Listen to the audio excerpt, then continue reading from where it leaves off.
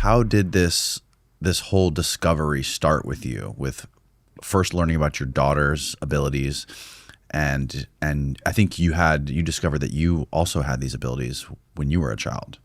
So can you kind of explain just the backstory to all of this? Because this is wild stuff. Backstory. I'll see how much I can truncate it. No, take your time. So yeah, when I was a kid, I did have telepathic abilities, but I never called it that. I just thought it was something everybody had.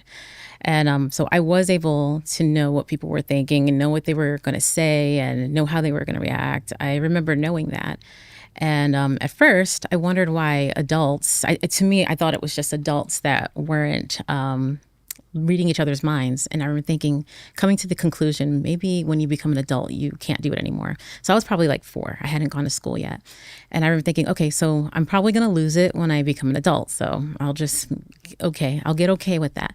But when I went to school, I noticed the other kids weren't doing it either. Like I remember wondering, why aren't they just knowing what each other's thinking? It's so obvious. And so for a while, I just remember the teachers always asking me, how do you know? For example, we were playing this one game one time, and one person's supposed to go in the hallway, and everybody's sitting on the floor in a circle, and someone's supposed to take an object and sit on it. You're supposed to find the person that was sitting on the object.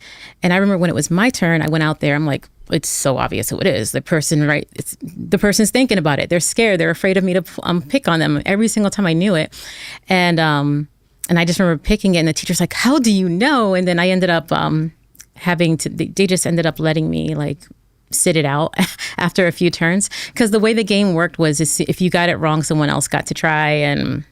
But for me, I kept getting it right every single time. I just remember thinking, it's telling the teacher it's because they're thinking about it.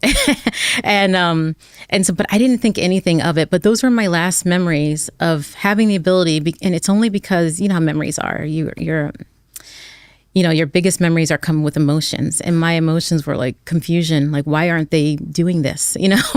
And so those are my last memories of it, probably around first grade or so. And since then, it has been hit or miss.